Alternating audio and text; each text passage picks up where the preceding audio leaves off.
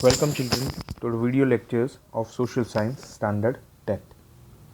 Today we are going to start a new chapter, that is chapter number 7, Preservation of our Heritage. The name of the chapter itself suggests that this particular chapter deals with the preservation. Okay. In the last 6 chapters of history section, we had already discussed about various heritage that we have got from our ancestors. In this particular chapter, we are going to study into detail about how to preserve that rich heritage and maintain it for the upcoming generations. So without wasting time, let us start. India has a unique place in the world. There has been a remarkable contribution of India in the field of knowledge, science, religion, culture and art. India has a rich and inimitable heritage, which cannot be avoided, such kind of heritage.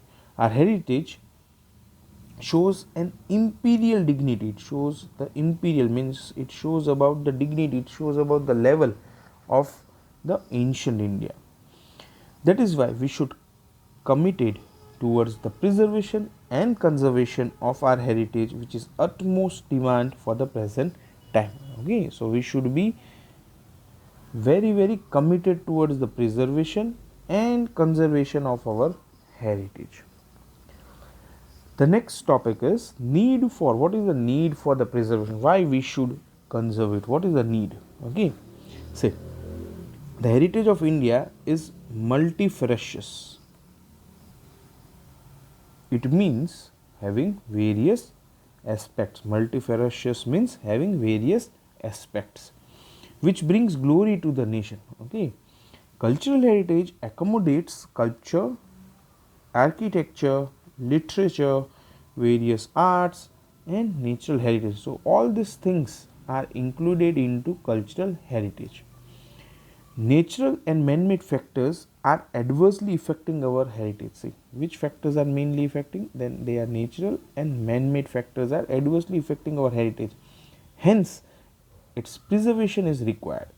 Our heritage glorifies the people of our country, so they respect our heritage by associating it with their own identity. See, people connect the heritage with their own identity and they consider it as a identity of their own. At the same time, they also show that it is connected to them.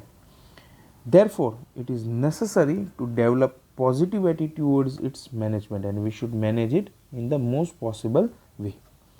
We should preserve vanishing arts and architecture. See, such kind of art and architecture should be developed and they should be preserved which are vanishing, so that upcoming generation, see what is the main need, upcoming generation can be inspired by the work done by ancestors. Okay, the upcoming means the future generation can admire the work of our ancestors. As we are not much aware about the preservation of our heritage and our negligence is chiefly responsible. See, what is the chief reason for it? Our negligence. Okay, we are not aware about the importance of it and at the same time richness of it. Therefore, it has become necessary to preserve our heritage. So this is the main reason that we should preserve our heritage for the near future and the general generations that are going to come in the future. Next, what is the necessity of preservation of the heritage? Our heritage is the identity of the nation. See, this is a very important line. Our heritage is the identity of the nation. The country which ignores it does not have any future, as heritage is our guide. See, the country which ignores its heritage does not have any future. The errors we have committed in the past can be rectified in the present and we can properly plan our future. So this is a very important line again. The errors that we have committed in the past can be rectified. Can be rectified means can be solved, can be corrected in the present, so that we cannot do that again in the future. Heritage acts as a guide. See, Heritage acts as a guide to decide the direction of our development, which side we should develop, that is known by our heritage. Heritage is necessary for transmission of new consciousness across the country, and it also helps to transmit new consciousness. Everyone gets awakened, everyone gets aware about the culture that we inherit. It is necessary to bring awareness among the people regarding damage done to the places of cultural and natural heritage. This is one of the major reasons, the damage done to the places of cultural and natural heritage. Okay, there are a lot of people who are damaging this particular places. Okay, you might be visiting during this Diwali vacation, or any time you might have visited such places where you might feel, see, people have written their names on the wall. They might spit anywhere, they might throw the garbage anywhere, they might litter the place, and due to this negligence we are actually damaging our culture. Not only the government but also the common public should play, common public should play a vital role for the protection of our heritage. As the heritage is considered as an idol for the people, it is necessary to cease its degradation. Cease means control. Cease is control the degradation. Greater damage has been done to our heritage because of the invasion of the foreign tribes. See, this is also one of the reasons why it is damaged, because of the invasion of the foreign tribe. Invasion means attack. Invasion is attack of the foreign tribes, and our unawareness. And our unawareness is also one of the reasons for the degradation of our cultural heritage. So, now it is our moral duty of the government as well as the common public to conserve and preserve our heritage. So, it is our moral duty, okay, not only of the government, at the same time of the common people to conserve and preserve this heritage. Now, one of the other reasons is why we should preserve it is tourism is connected to it. A lot of people every year come to India to see the glorious places of our heritage, and that's why tourism industry, which gives a very great income to the national income, which adds a large amount of money to the economy, is also thriving through it, and that's why we should preserve it. Various sites of natural heritage and cultural heritage of India have been accommodated in the list. You might be knowing a lot of sites of natural and cultural heritage have been accommodated in the World Heritage List of UNESCO. Okay, many people come to visit them, to explore and to do research on our heritage for India and other countries. This boosts our tourism and transportation industry. This helps to boost, this helps to develop the transportation and tourism industry. Along with the economic benefit to concede states, tourism industry provide appropriate opportunity. See, it also provides an opportunity and proper platform to showcase our multifarious culture, art and tradition to the front of the world. How we will show the world about our culture? Then tourism industry is one of the way to show it. Okay. Apart from this, tourism also provides employment. See, this is also very important. Tourism also provides employment to the local people, and this keeps the vanishing art and tradition alive. Nowadays, tourism as a subject have been added to the field of education. See, tourism as a subject have also been added to the field of education, which is eventually promoting tourism guide as an independent business. You might be seeing this when you go to any historical places, say Fort of Agra or Taj Mahal. You might see a lot of guides there, and they are trained people, right? So, guide is also an independent business now.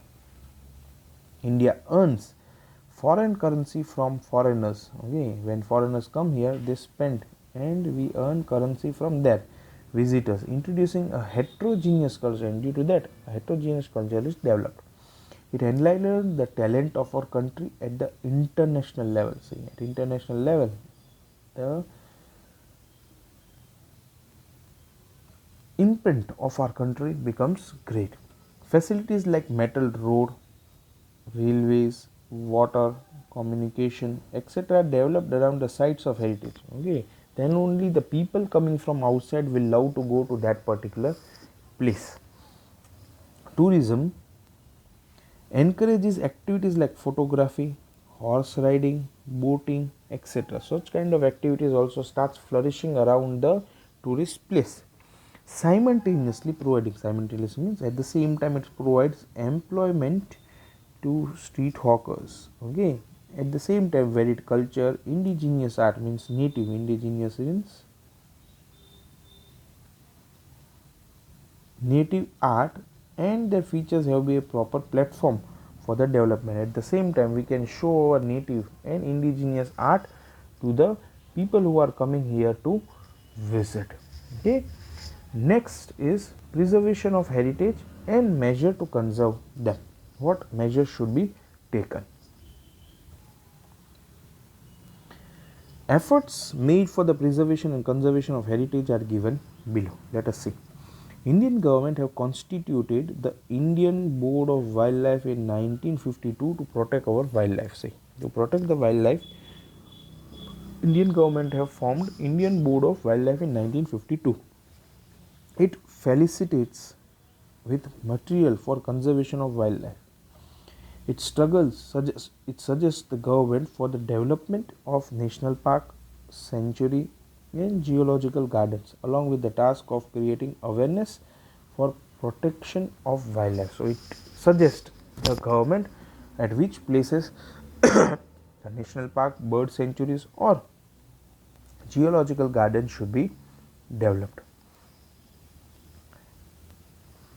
Wildlife Protection Act enacted in the year 1976. Wildlife Protection Act enacted in 1970 gives a firm status to national park. It gives status of national parks, sanctuaries and bioreserves. Now all these three places are different.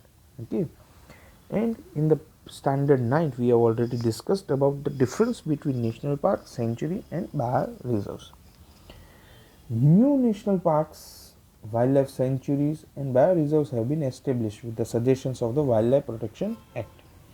The law of our country for the preservation of our heritage have a wide perspective.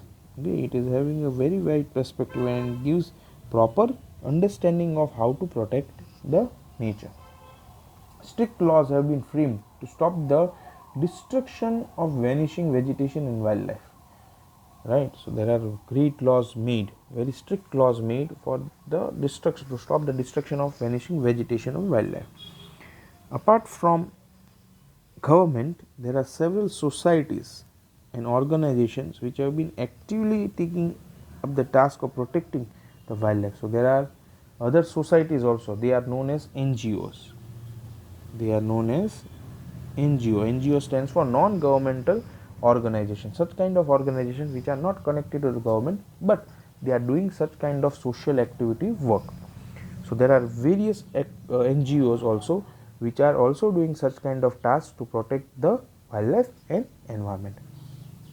The Bombay Natural History Society is the oldest one of its kind and was established in 1883. So it was established even before the Congress was formed. Congress was formed in 1885 during the British rule.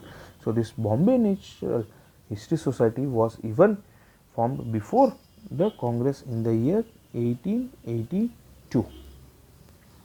Presently, Gir Foundation, Natural Club, etc. institutions are doing a work of environmental preservation. So right now if you see, then there are various institutions which are working for such kind of acts. Realizing the importance of preservation of our heritage, constitution framers made it mandatory and it should be included into the constitution, and that's why it is also included into our fundamental duties. So with this we keep till into this particular video lecture.